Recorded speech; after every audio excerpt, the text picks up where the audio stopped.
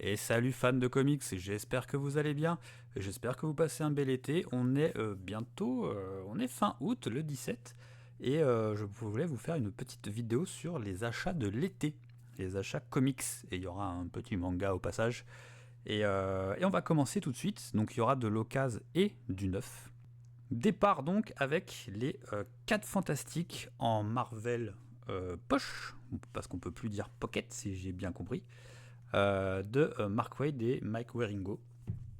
Donc super histoire, hein. J'ai beaucoup aimé. J'ai pas encore fini le deuxième, mais il y a un truc qui m'embête, c'est le format. Je pense que le format poche, vous voyez mes guillemets, euh, j'ai l'impression de rater quelque chose au niveau des pages. En plus, les 4 fantastiques, c'est quand même assez bavard. Ça blablate beaucoup. Et j'ai l'impression de pas profiter pleinement des dessins et des pages.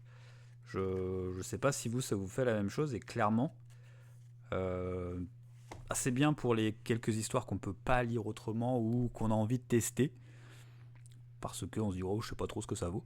Mais, mais ouais, j'ai ce sentiment, et pourtant, c'est pas si petit hein, quand on compare à côté d'un comics classique. Hop,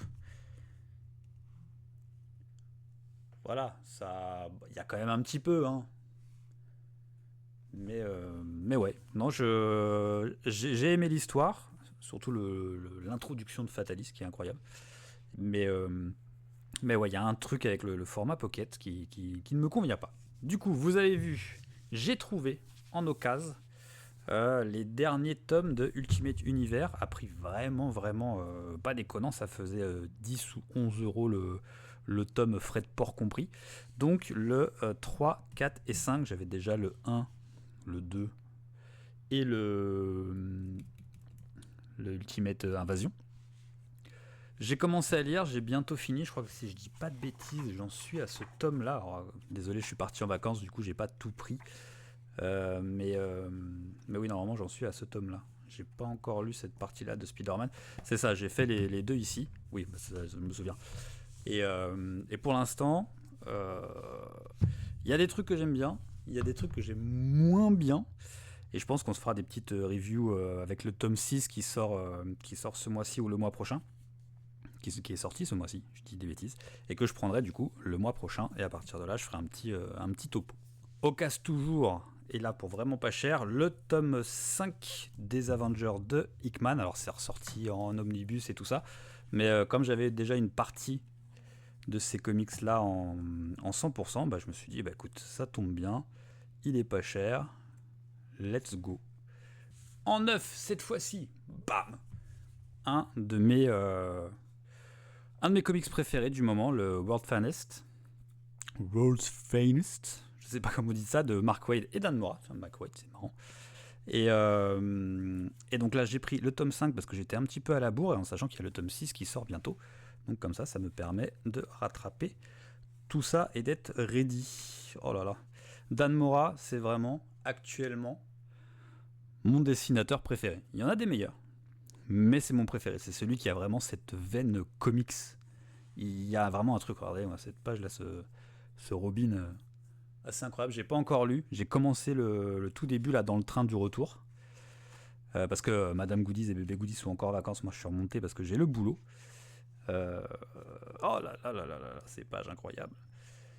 Donc, j'ai commencé à lire dans le train, mais dans le train, j'ai tendance à m'endormir quand je lis. Dès que je fais autre chose, c'est ok. Donc voilà. On va pas trop spoiler, mais bref. Hop, je me spoil pas plus et je ne vous spoil pas plus. En occasion, toujours, j'ai chopé, bam, les Jeff Jones présentent Green Lantern. J'ai envie de me faire tous les Jeff Jones de présente Green Lantern. Et alors il y a le format paperback qui sort là et qui réédite les intégrales. Mais en regardant ce que je pouvais faire avec l'occasion et tout ça, finalement, si je les prends dans la toute première version, ils sont sortis, donc cette version pas très épaisse, avant les intégrales, et ben je peux m'en sortir pour vraiment moins cher. Je crois qu'actuellement, je peux en avoir pour moitié prix de la totalité des intégraux. Je vais économiser 60-70 euros, quoi. en me débrouillant bien. Là, j'ai le tome 3 et 5 qui sont déjà arrivés et j'ai 8 autres tomes qui sont en cours de livraison. Alors, avec Vinted et compagnie, ça arrive plus ou moins vite. Donc là, c'est en cours de livraison. Et voilà, il me manque juste 2 tomes 4 à récupérer. À trouver, pour l'instant, ils étaient un peu chers. Donc je vais voir, je vais écumer un petit peu les Easy Cash et les Cash Converters déjà de Paris. Et on va voir si on arrive à trouver tout ça. Sinon, je les prendrai un poil plus cher, mais ça sera pas trop grave. Oh là là, regardez-moi ce Batman comme il est incroyable. Un Batman dans un Green Lantern, mais oui, mais oui. Bref, hop, on se spoil pareil, pas plus. Dès que j'ai reçu la quasi-totalité, je pourrais me lire ça parce que je ne les ai jamais lus et tout le monde dit, en tout cas j'entends partout, que c'est incroyable, meilleur run de super-héros. Après, Geoff Johns, hein, forcément.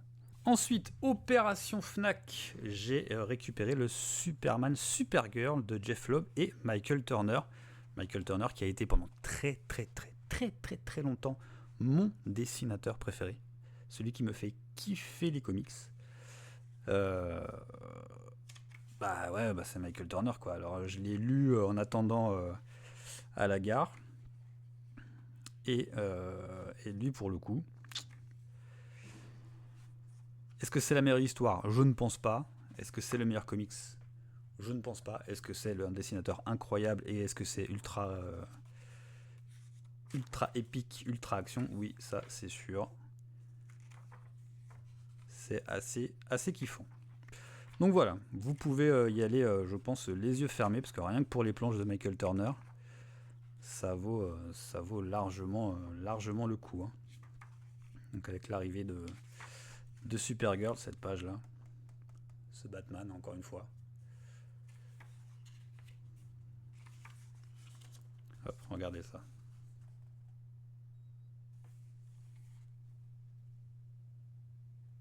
Quel monstre. Et enfin, dernier comics, et cette fois c'était de nouveau de l'occasion, et pour le coup, pas cher du tout, parce qu'il était genre à 3 euros dans un Easy Cash, le Demons de Snyder et Capullo.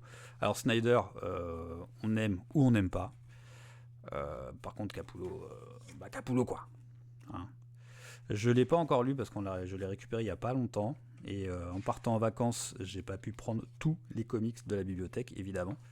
Mais assez hâte de le lire parce que Capullo, quoi. Hein, tout simplement. Si vous avez kiffé, dites-le en commentaire. Hein. Si vous n'avez pas aimé, dites-le aussi. Parce que voilà, chacun a sûrement ses avis. Mais bon, bref, encore une fois, on a une belle proposition hein, de Capullo. Hein. Ah là là là là. Il a un truc hein, dans le dessin lui aussi. Hein. Des mecs comme ça, des Capullo, des Turner, des Dan Mora, ils ont ce petit truc là. Bref, hop, pour finir, hop, encore une fois, chez Hachette, le My Hero Academia, tome 1, il était à 1,50€. J'ai vu une bonne partie de l'animé, je n'avais jamais lu le manga, donc je me suis dit à 1,50€, ça permet de voir si la version papier est vraiment bien, et puis pourquoi pas acheter la suite. Alors cette fois je ne ferai pas un système de commande, je pense que je les prendrai au numéro en fonction de si j'ai envie de continuer ou pas. Pareil, c'est des belles pages. Alors le bouquin est beaucoup plus dense que ce qu'ils avaient fait avec Dragon Ball, où on voit que c'est beaucoup plus souple. Le bouquin est un petit peu plus grand, la couverture est un peu plus rigide, et tant mieux, parce que ça c'était quand même assez fragile, la version Dragon Ball, et vous voyez ça se déplie très vite, là où la densité de ce bouquin là fait que voilà, on va devoir appuyer un peu, j'ai peur que ça abîme cette partie là. On verra, je vais pouvoir tester ça. Voilà, sur ce, je vous souhaite de passer des bonnes fins de vacances, et à la prochaine. Ciao ciao.